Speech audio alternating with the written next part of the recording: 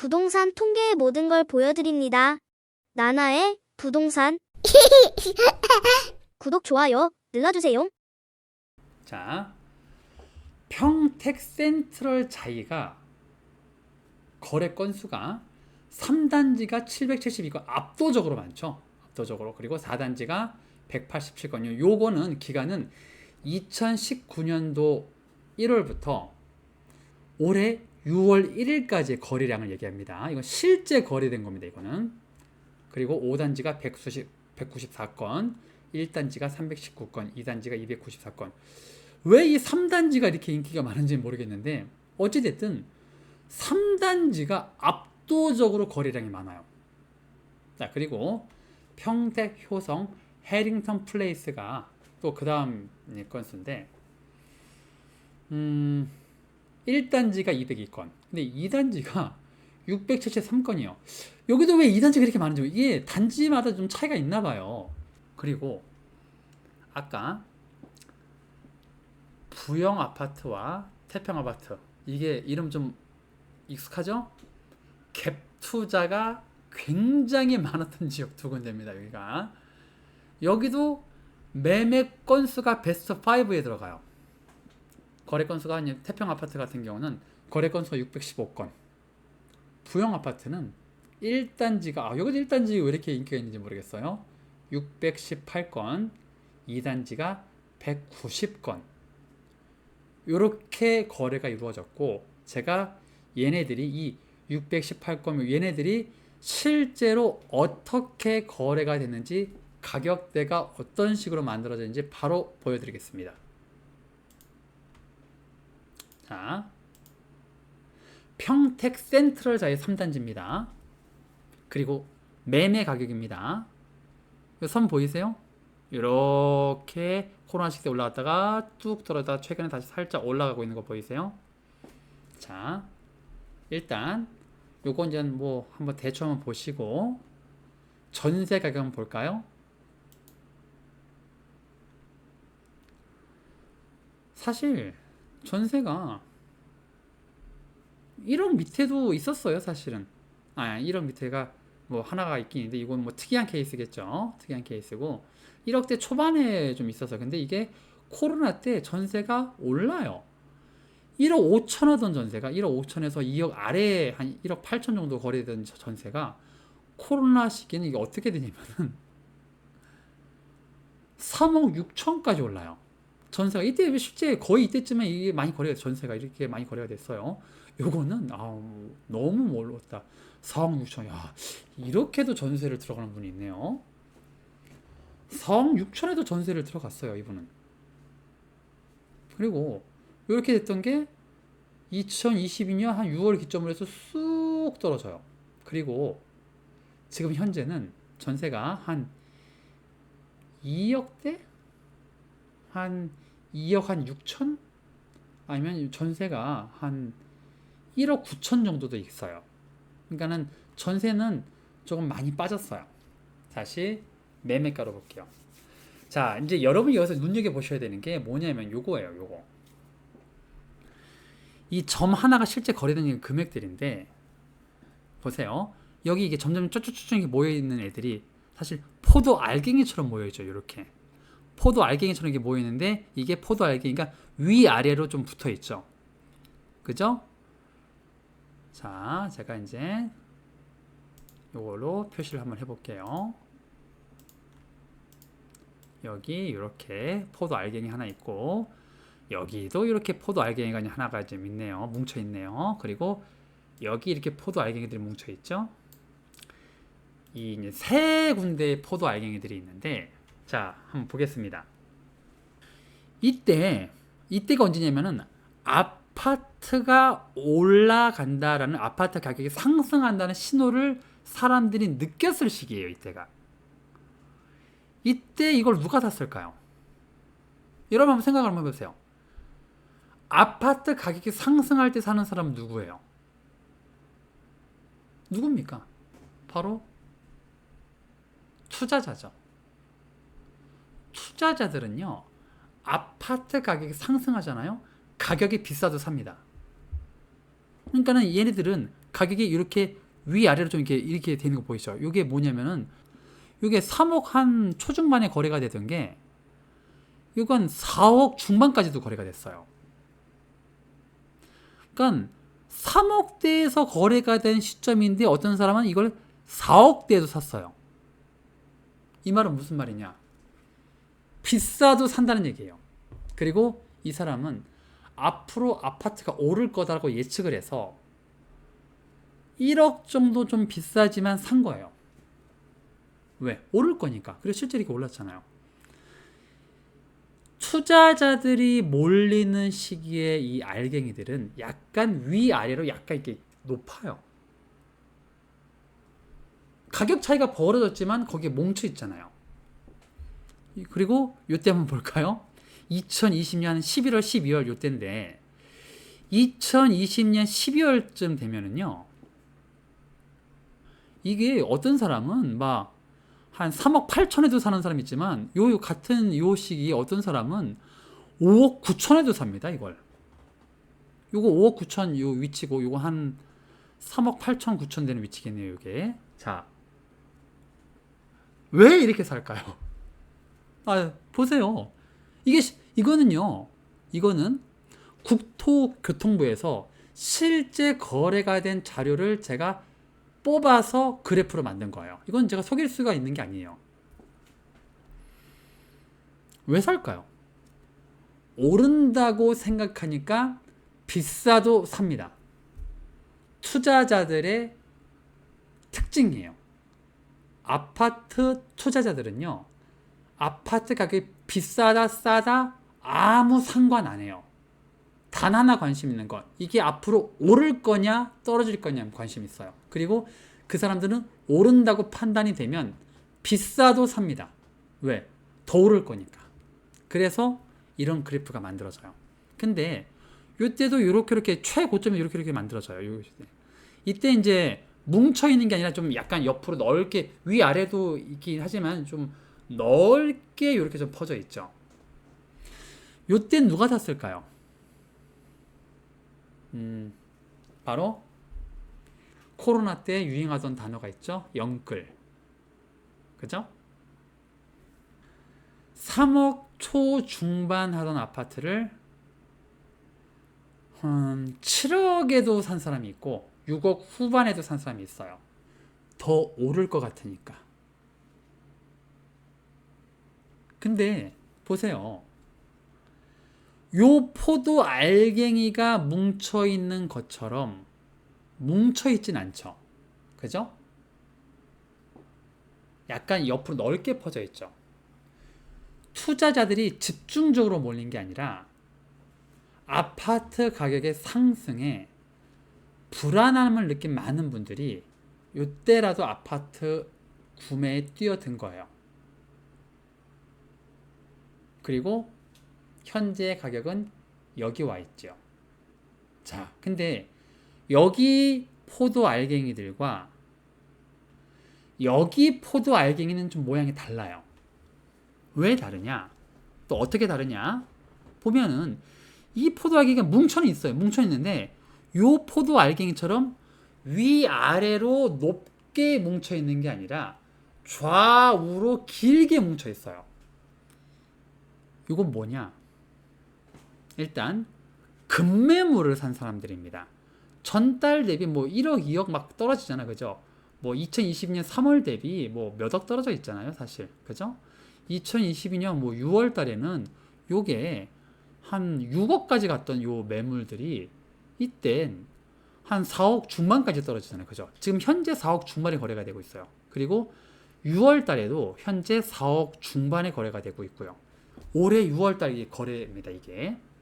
올해 6월 달에 현재 4억 중반대에 평택 센트럴자의 3단지가 거래가 되고 있습니다. 코로나 이전에 3억 초 중반 하던 거래 가격이 4억 중반, 즉 1억 원 이상 올랐어요. 평택의 아파트가 떨어졌다라고 해도 평택 센트럴자의 3단지 같은 경우는 코로나 이전보단 안 떨어졌어요. 뭐 이게 현재 팩트예요. 그리고 안 떨어진 가격에도 구매하는 분들이 이렇게 몰려 있어요. 현재. 이분들은 왜 이렇게 몰려 있을까? 왜 2023년 1월 달부터 이렇게 몰려 있을까? 요거를 여러분들 좀 이해를 해 주셔야 돼요.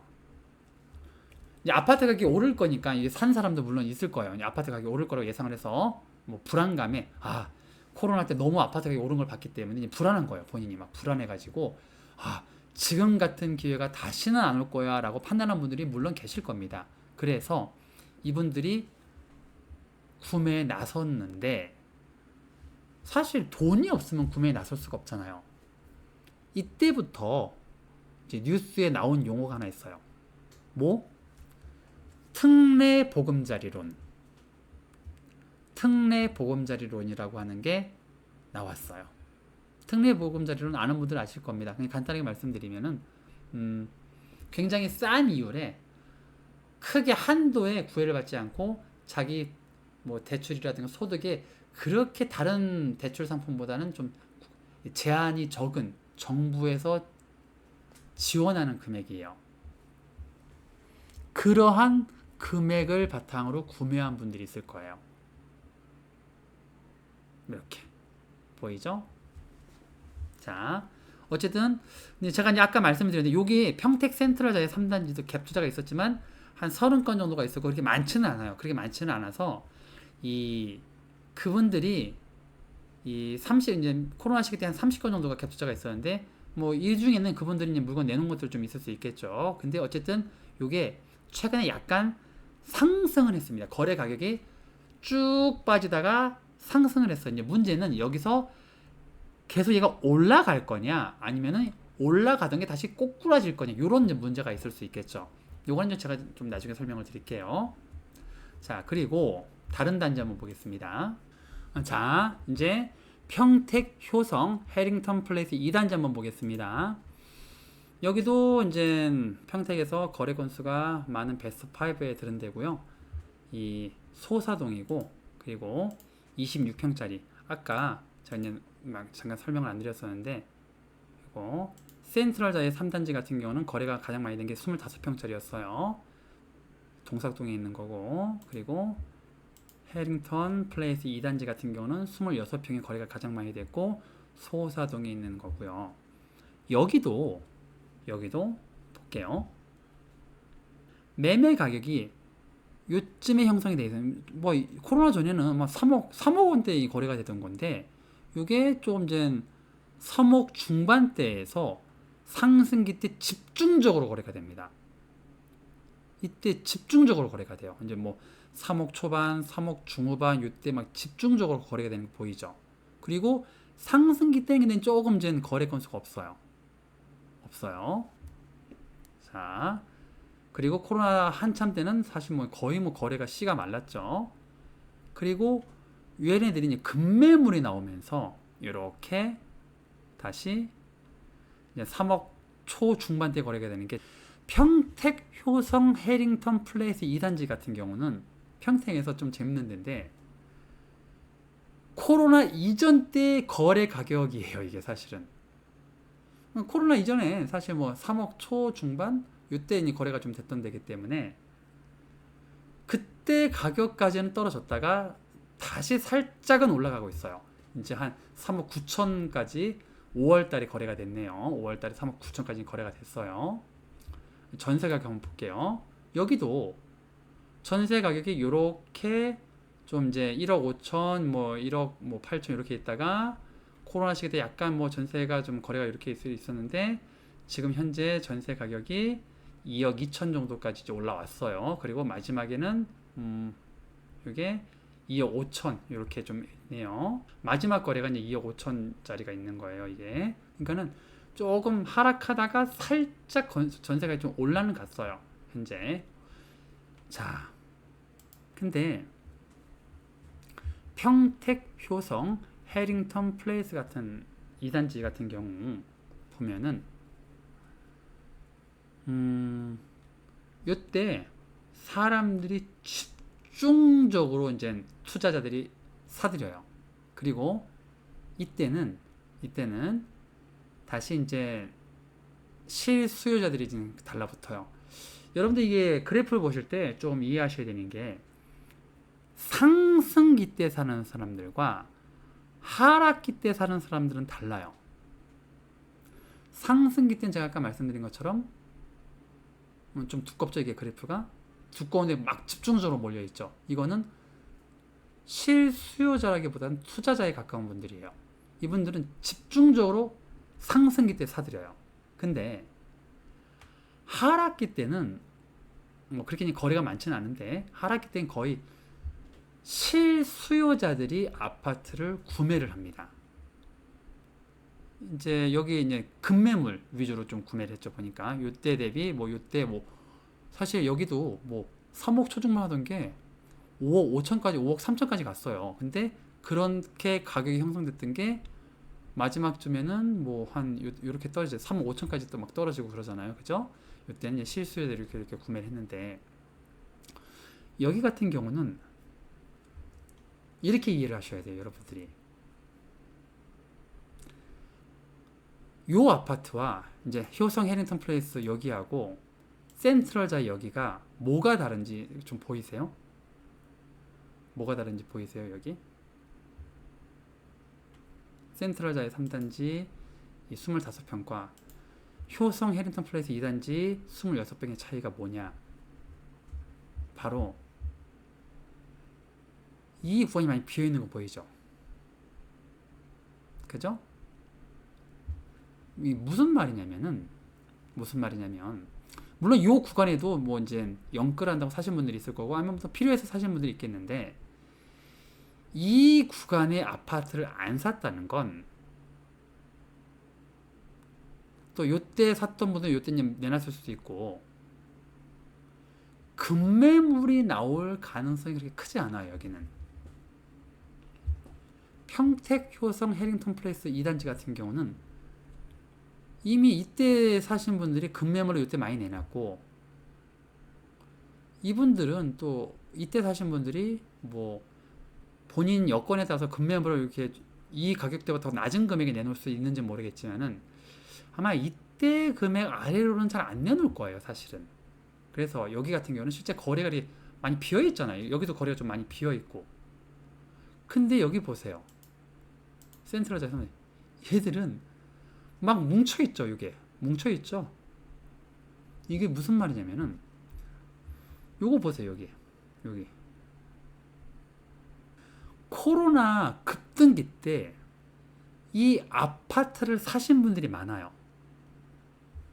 뭉쳐있죠. 이렇게 점이 많이 있잖아요. 그리고 이분들이 급매물로 아파트를 많이 내놓을 개연성이 높습니다.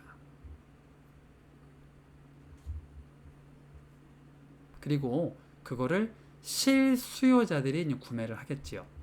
근데 최근에 살짝 올라는 가고 있는데 이게 앞으로 올라갈지 안 올라갈지는 시장이라든가 뭐 여러 여건을 봐야겠지만 제 생각에는 뭐 그건 좀 이따 설명드릴게요.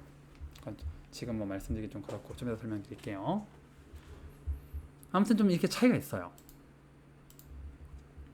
그래서 평택 효성 해링턴 플레이스 2단지 같은 경우는 급매물은 사실 거의 소진되지 않았나 싶어요. 근데 제가 다시 볼게요. 여기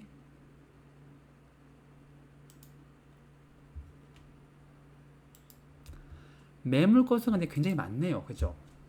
여기 매물 건수가 굉장히 많아요. 결국 이거는 지금이라도 팔아야겠다라고 생각하는 분들이 많이 계시네요. 지금이라도 팔아야겠다. 왜? 코로나 이전 때까지 가격이 떨어진 걸 봤기 때문에. 그리고 더 떨어질 수도 있겠다라고 생각하시는 것 같아요. 최근 다시 반등을 하긴 했는데 이게 아마 계속 상승 쪽으로 가기는 어려워 보여요. 사실은. 매물이 현재 굉장히 많이 나와 있는 상황입니다. 여기는 현재 매물이 좀 굉장히 많이 나와 있는 상황이에요. 자, 그리고 제가 사실 이제 요 분석은 요것 때문에 하는 겁니다. 태평 아파트와 부영 아파트를 좀 봐야 돼요.